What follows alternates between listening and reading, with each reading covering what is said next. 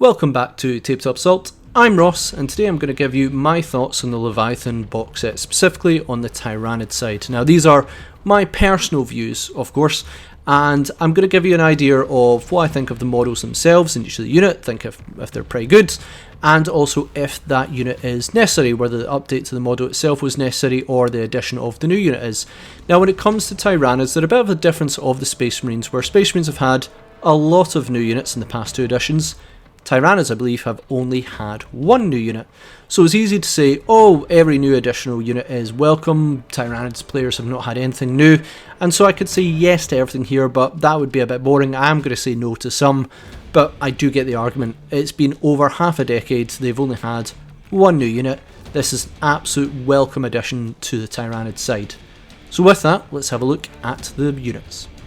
Starting off with the character models, we're going to be looking at the Winged Tyranid Prime and the Nuerotyrant. So the Winged Tyranid Prime is quite simple in its model, but I really like the pose of it, and I just think it's a really cool model. I like the top headpiece, I like the wings are down rather than up.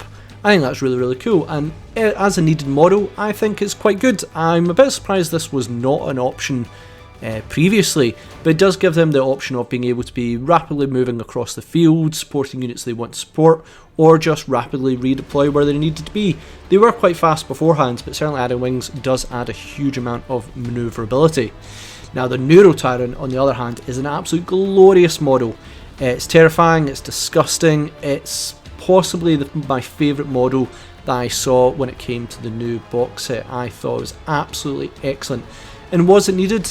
Yes, quite frankly. As an HQ choice, this could really specialise in psychic abilities and debuffing. I suppose that kind of works with a Neurothrop in a way, but I just feel this is going to offer something completely different.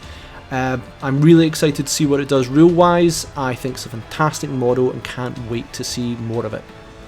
Next up, we're going to have a look at the big creatures, and this is going to be the Screamer Killer and the Psychophage. So, the Screamer Killer is an interesting one because I've been really negative of Spaceman characters who have been updated but pay homage to their old models, and specifically I'm looking at Azrael and Dante in that. I was really not a big fan of their models. They are cool, they are nice updates, but I feel they could have done a lot more, especially when it comes to Dante. I had a lot of different ideas for that, and I felt that was kind of wasted. However, when it comes to an update of a model paying homage to the past, this is top tier. Really looks nice. It's obviously looking back at an editions way back ago when it came to Screamer Killers, so I think this is it done absolutely perfectly. Was this needed? I'm going to argue no. The current Screamer Killer is really cool in itself, though albeit just another Carnifex. We could have done without this, could have had maybe something else, but as a differential between Carnifexes and having this as Screamer Killer setting up as something different, it does a fantastic job. I'm kind of saying no to this one, but again, that might be just for argument's sake. The next one is the Psychophage. Now, I think this is fine. It is just another big Tyranid model that has a big gaping maw devouring. Difference is it's obviously bellowing out chemicals, which is kind of cool. Now, was it needed? Again, yes and no. Now, I'm saying no because I didn't think Tyranids needed any more big creatures specifically. They've got a huge amount of variety when it comes to them, albeit they don't have a Lord of War one. So I don't think they needed that specifically. I always said if we're going to update Tyranids, it is the smaller creatures they need. You know, the more devouring horde of small creatures running across the field. However, where this is needed is that it offers something a bit different, that it is sort of a counter to psychic forces that isn't just having more psychic forces yourself. This would be really good against possibly certain demons, Thousand Suns, Grey Knights. You devour the opponent and then it might cause problems for the rest of the force. It's a different defense towards psychic that isn't just using your own psychic abilities, and I think that's quite nice. So as a bit of a difference of psychic defense, I think it does that quite well. Looking on to some of the smaller creatures, we have the Von Ryan Leapers and the Barbgaunts. So the Von Ryan Leapers, if you told me these were just new lictors, I probably would have believed you. I am not the biggest Tyranid player, I play them on occasion, and I just think that, you know, they are quite cool models. They would have made absolutely fine lictors. I would have preferred some of the mandibles at the top, maybe one or two of them actually coming round at the side to pincer an opponent. Might be quite cool rather than them always coming up from the top. Just have them sort of move in a different way. I feel they're a bit top heavy when it comes to the model. Now, were these needed? I'm going to argue no. Now, lore-wise, I know lictors are considered solitary hunters, and the Von Ryan Leapers count as pack hunters. So in that way, a little bit of variety is quite cool there. But I think you could have just done these as lictors, and that would have been quite good as well. Maybe you can. I am not too sure on that. There is apparently old lore that does, really old lore that does justify that where the Von Ryan Leapers actually came from, so it's not something that has been just new and created. There is a bit of backdrop to this as well. I'm just not sure when it comes to all the units, these are the ones that are most needed. Now the Barbgaunts on the other hand, I'm a big fan of these. Though I don't really know about the models, the positioning of them again feels very much the same. The Parasite somehow always favours the left hand side. When it comes to Tyranid, you'd think, well, of all things, that they would just be, you know, what's practical with Parasite attaching itself. Maybe one or two of them could have had it on the right hand side just for a bit of variety. I've always said that, well, when it comes to were these needed, yes. Now, I've always said that the foot soldiers in Tyranids, when it comes to small creatures, vastly needs to be expanded. I think these are a great addition. It might compete with Biovores in terms of these long range sort of firepower, but they do offer something different in the rules that we've seen so far. They're very much anti-light infantry, and even better, they can slow down the enemy, which when it comes to movement could be hugely important. So yeah, I think the Barbgaunts are probably one of the things I've seen so far in terms of, other than the Nuerotyrant, that is really cool and really great when you're seeing a bit of variety onto smaller Tyranid units.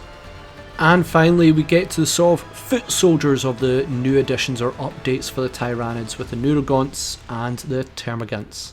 So, Nuerogaunts, these models I find look absolutely fantastic. I'm still not really sure how I feel about the parasites attaching to Tyranids. I don't know if that's a lore thing, something I'm not entirely familiar of. You know, I thought the parasites would really attach themselves to enemy forces rather than attaching themselves to Tyranid forces. But nonetheless, I think these are really cool. I love the ideas that they don't have any eyes there, that they're maybe guided by the parasite or the synaptic creature near them. Now, were they needed? Yes, because again, I'm wholeheartedly for smaller creatures in Tyranid forces. Now, from what we've seen, I think of rules updates on them, is that they spread synaptic range, which is okay, but they also are described, there are no specific rules here, that they do look to protect by jumping in front or defending the synaptic creatures. Now, could this lead to Tyranid shield drones or an equivalent? I'm not entirely sure, so this is entirely speculative. We know that when it comes to shield drones, there has been many difficulties trying to implement a rule like that, where sometimes shield drones are far too good, sometimes they're completely useless. Let's see how it works here, but just from the wording, that seems quite an interesting concept, whether these can tank some wounds for the bigger creatures. And then we obviously come to the Termagaunts, and I didn't realise how much of a difference of these models were. Originally I was a bit like, they seem a bit similar, but then I had to look at them side by side, and the difference was startling. How much detail wasn't in the old models that are now added with these ones. That, yeah, I really think these are a huge improvement. My only criticism is there's not very much dynamic posing. I'd love to have one maybe screaming or chittering upwards or bounding forward. When I look at these frontline soldiers and having a bit of different positioning, I always think of the Tau strike team, and they've got one of them that is on one knee, sort of aiming forwards.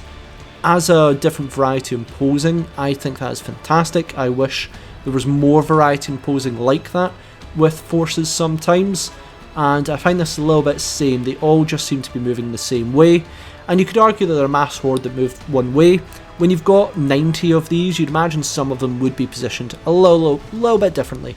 Would have been nice. Now, were these needed? Absolutely. I've said for quite a while now that Games Workshop, the two things they need to do were update their HQs and update their troops. I think I said this around the start of 8th edition, when we really did see a big update in the quality of models, that they need to really roll that out for all their forces. And I think now that we've got one of the oldest troop choices that needed an update. We are getting quite near the end of that. I'm sure there's plenty of more that need to be done. Specifically Grey Knights, they probably need their strike teams updated possibly. Drukhari, which I'm a huge fan of, though I still think that the Cabalite Warriors are fantastic. They are quite showing their age, maybe what they can do now. When it came to the unit that really needed the update most, it was the Termagaunts, and I think they've done a fantastic job of it. The detail and quality of them has really shined here. I just wish there was a little bit more dynamic posing. And you of course have a Ripper squad, which is quite nice. A little bit more detail on them that looks quite good as well. I like the flesh on them, they've just done that really well. The armour, the hide on it is really cool as well. Generally, yeah, the Termagaunts, absolutely excellent. And that is it for my thoughts on the Leviathan box set, specifically looking at the Tyranid side. Now, again, this is my personal thoughts. I did have to be a little bit positive, a little bit negative, maybe more negative than I wanted to be, and I would stress more than anything, Tyranids have only had one new model in several editions, and so having a huge amount of additions is fantastic. I really think for a force that has been left by the wayside for a while, this is a fantastic thing. And they have done some great additions to big creatures, small creatures, and I think it's done overall very well. I'm excited to see what else there probably is unit-wise. I'm hoping maybe a Lord of War choice would be absolutely excellent, maybe something secret in the background that we're going to see. That would be fantastic. I just think that when it comes to the Tyranids, yeah, I think that this is going to hopefully pay off for them, a bit like the Necron ones, where Necron's got a huge amount of updates in Dominus. Hopefully we're going to see that treatment for Tyranids. Really excited to see what Tyranid players have to say. If you've got any thoughts, leave them in the comments. Please keep in mind, I was both positive and negative. I didn't want to be entirely positive all the way through. I wanted to give some criticism here and there, just to offer a bit of variety. So thanks again, and we'll see you on our Tabletop Assault Battle Report.